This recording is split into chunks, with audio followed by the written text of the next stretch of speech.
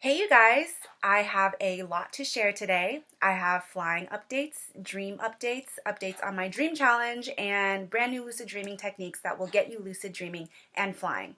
And finally, I have an announcement about future dream work plans. So here goes. So first, in the flying world, I am excited to share that I have achieved full flight capability.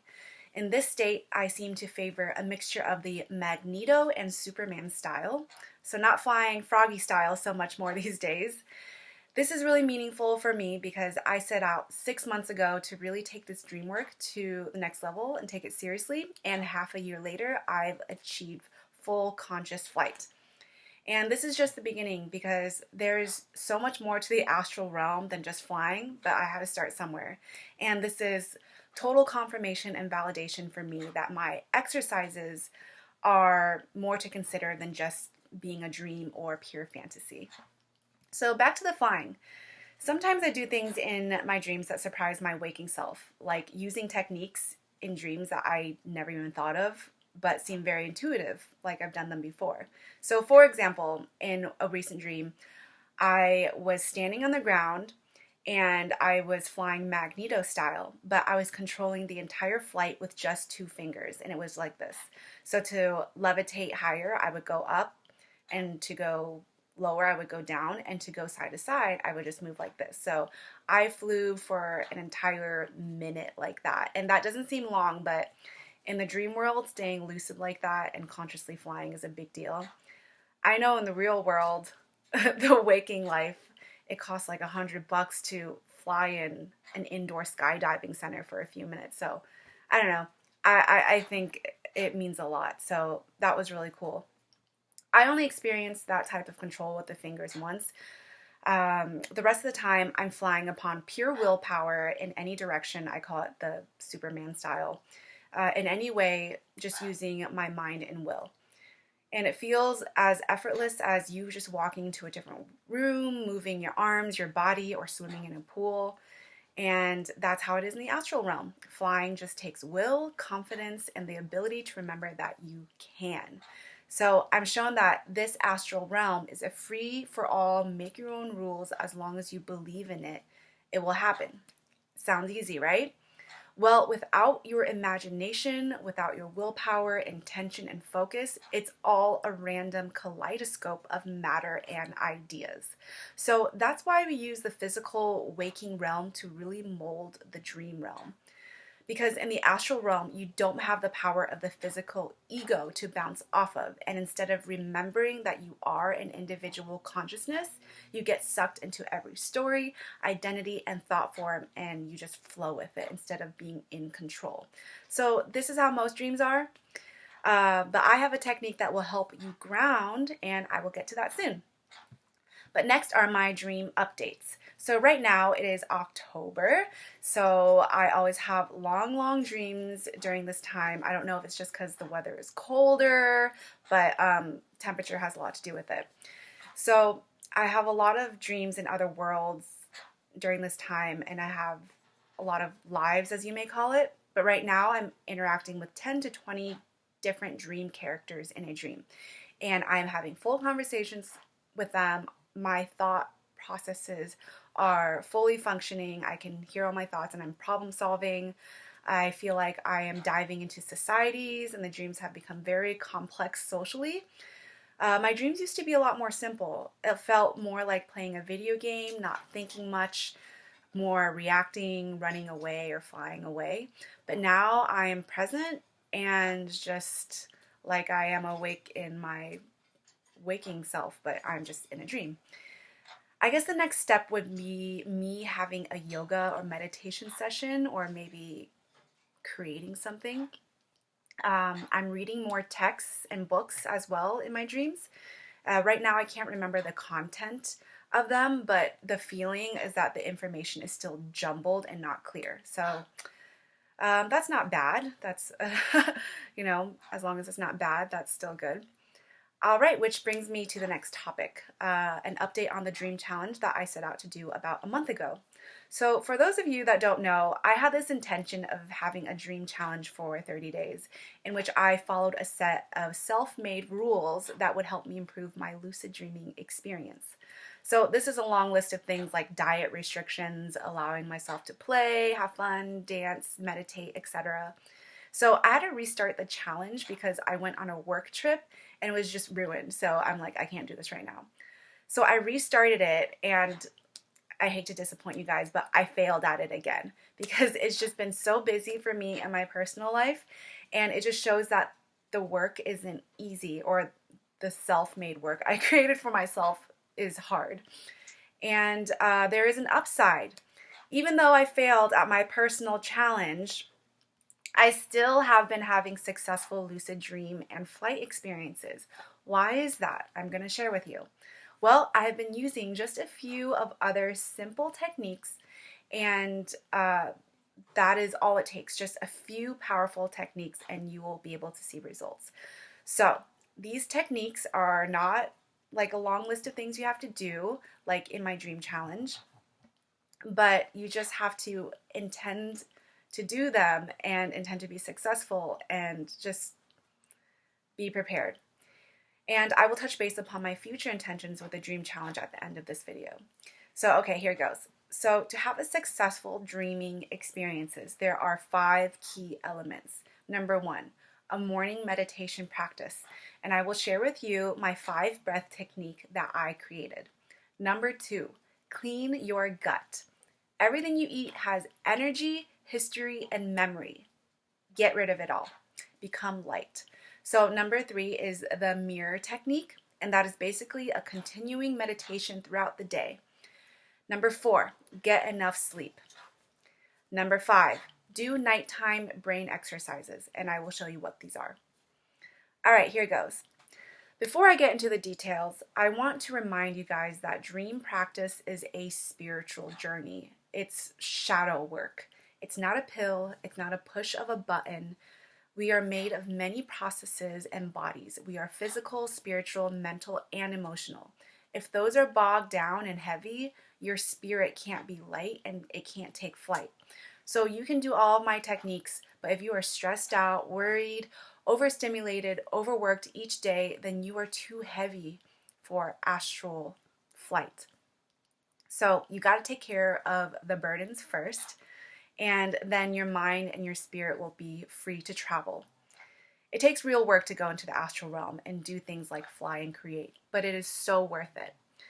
That's part of why a physical body helps. So we can slow down with the help of the ego. Yes, the ego helps, and really take a look at all the parts we are made of and cleanse and mold it and work with it. We are literally magical, creative, multidimensional beings, and this is all just a part of the training process. All right, so let's start with number 1, morning meditation. I'm going to show you how I do my meditation. So, in the morning, when you wake up, you have to get your consciousness straight. You have to ground yourself and remind yourself who you are and your intentions for the day. This is really important. By repeating it each day, you're really grounding, crystallizing who you are and what you intend, or else you just get washed away with the current of events and news and distractions, everything. So I initially tried to meditate by breathing and counting to 50 breaths. Yes, 50. It was very unsuccessful. Why? Because I found out that I did not have the attention span to last 50 breaths. No way. I would get distracted and get caught up in thought every single breath. Yeah, I have no attention span. So I would have to start all over again and again. It took a very long time for me to get to 50 breaths. I think I was in bed for like 2 hours once.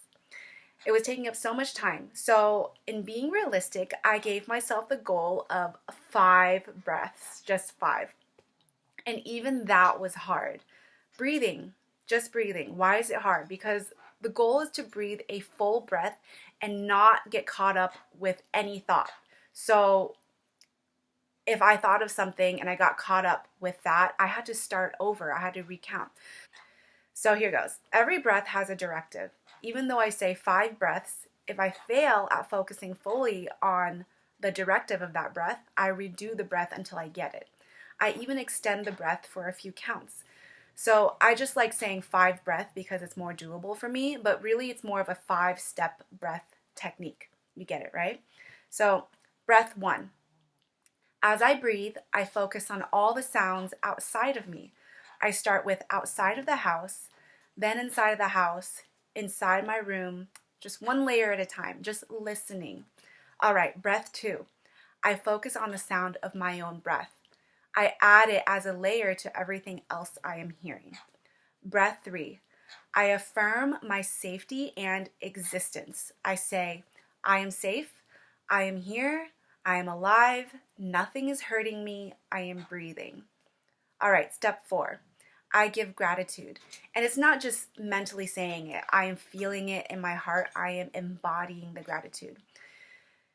And I like to start off with where I'm at and radiate outwards of what I'm grateful for. For example, I like to give thanks that I am safe, I am here, and that I have the ability and time to sit and meditate. Then I give thanks for my bed or chair or room that I sit in, then my house and my pets and my health, my car, my job.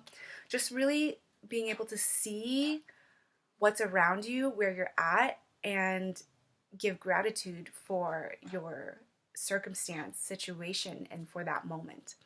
All right, breath 5. This is where you set your intention for the day. I like to remind myself of how I want to feel and interact with the world. So for me personally, I engage in my mermaid spirit. Yes, you heard that right, mermaid. So a mermaid has a spirit of curiosity, playfulness, lightheartedness, and I really love the spirit, and I try to remind myself to embody it because I love myself the most when I am like that. And I also love water and everything as well. But it's hard to be like that because I have stresses each day. The most I can do is at least remind myself of the intention of how I want to be and strive for that. And you can also remind yourself of bigger goals for your breath as well. So there is my morning meditation. It is shorter than the explanation for it, but challenging and very powerful. Okay, step 2 in these lucid dream techniques is detoxing your body. So if you're having problems with dreaming in general, not even lucid dreaming, but just dreaming, like if your dreams are just black and you don't remember them, you got to try this. So I had this idea after a friend who couldn't dream told me that he finally dreamt. I was so happy. He also told me that he recently purged his body because he had a food poisoning. So I was like, I put 2 and 2 together and wondered if his purging accidentally gave his body the jump start to a dream. So then I was like, maybe you need to detox your gut more. So I've been using this product called Aminozole Soursop Bitters that I recommend. And I'm not getting endorsed for this, by the way, but it is amazing. It is a powerful and effective way to clean your gut, get rid of parasites, and make you feel so light and so clean. In my opinion, it's more gentle and more healthy than a drugstore laxative. And I didn't know this until I got it, but one of the ingredients is Irish moss, which is an ingredient that is in another dream vitamin that I take sometimes, and it helps with retaining your memories, especially during dreams. So very good.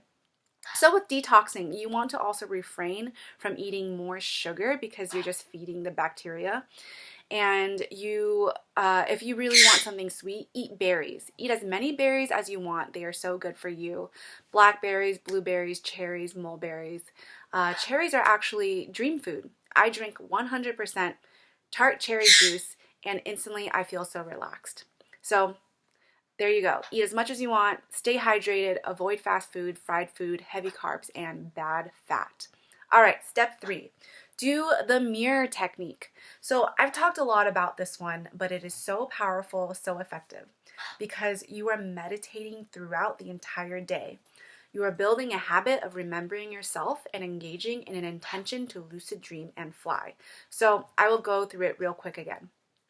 Basically, Throughout the day, every room, place, or vehicle you go into, find any reflection, look into it, and ask, am I dreaming? Then engage your intention. My intention is to fly. So I will actually imagine myself flying wherever I am at. If I am in a car, the car is going to be flying with me too. We have to act as if we are lucid dreaming already in our waking life and practice that. So to be able to lucid dream easily in our dream life, we always got to be enacting in the lucid dream state, in the dream life or the waking life. So there's that. All right, step 4, get enough sleep.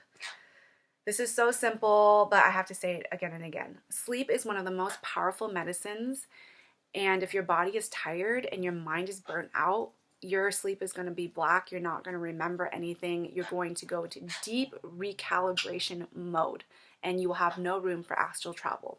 So the best time for lucid dreaming is usually on a weekend. You know, if you work all week, then do it on a Sunday after you've slept in on a Saturday. The best time for lucid dreaming is in the early morning before you actually wake up. So you are fully rested throughout the night, then you wake up half an hour or an hour earlier than you need to wake up. You go to the restroom, drink water, then lie back down. And that's when you enter into the lucid dream practice. I've actually been using my 5-step breath to get into this state very effectively. Because sometimes the directive to just breathe is too much for my active brain to handle. I have to do one thing at a time. So that 5-step breath gives me a clear directive and layer to focus on, which is very helpful. Okay, step 5. Do nighttime brain exercises. This is so great to activate your memory and focus right before you go to bed. It's very powerful. I just started doing this and I noticed an immediate effect on my focus, memory, and retention of dream detail and experience. And at night right now, we are often scrolling mindlessly. I'm guilty of that. We're endlessly destroying our active attention span and brain usage and weakening our ability to use our focus. So I currently do 2 exercises, which are fun and addicting, and it helps with combating that scroll society. The first one is an app game called I Love Hue 2. Of course, I'm going to put all this in the description box, so check it out. It is a very simple color rearranging game. You have to rearrange all the hues in a rainbow order. And you can find similar ones like it, but I like this one. It helps me. What it does is it makes my eye and attention more sensitive to colors and thus more sensitive to seeing energies and sacred geometry when I am in my transition state from waking to lucid dreaming. It makes me see all the different minutia details when I'm going through all the different brain waves. So it makes me able to look at an image more clearly as well. Because I feel like with our scroll society, we look at something, but we don't really see things. And this exercise helps me pick apart an image and distinguish it more clearly. All right, second exercise is called, these are called Schultz tables. So these are attention, focus, and memory games on a website called schultztable.com. These are amazing. You can do them every day. These are exercises that you can test yourself to improve the depth of your ability to look at something and retain information. So try them out. All right, so with these 5 techniques, you will definitely see improvement if you try it out for a few days. And of course, over everything, you need to have a strong intention to do all this and be successful. And you will be. Intention is everything. All right, so my last topic is my final announcement. So this will be the last video that I will be doing for a while because I feel like the astral work that I'm doing is very special and intimate and sacred to me. I really want to expand upon this medium with a closer knit relationship to everyone that wants to learn. I'm going to make a personal website where I will put my dream work on there, and I will have more established schedules, exercises, and online meetups where we can grow as a dream community. So it's going to have recipes, blogs, and everything because a huge part of this work is nutrition, and what you put into your body and nutrition is a huge part of my life too, personally, as I have healed my own life and my mother's life with the proper diet. And I just want a more private, intentional feel, whereas YouTube feels very casual. And I will update on YouTube when I have all of this up and running, of course. I'll keep you guys in the loop. And I eventually want to establish in-person dream retreats where everything is included to get your body and soul healed and detox, so you will achieve lucid dreaming very quickly. Again, dream work is soul work. I'm sorry for my birds. Again, dream work is soul work, and maybe some of you have stumbled onto my channel just for fun, but I realize this work is more intensive for me to teach, and I want to respect it and give the serious students detailed dedication and instruction for them to succeed. So meanwhile, I hope you guys have enjoyed the videos I have posted thus far and hope it has helped you in some way. Still feel free to email me at lanainthesky1122@gmail.com. I would love to hear stories or any questions you guys have. All right, you guys, signing off now. Happy dreaming.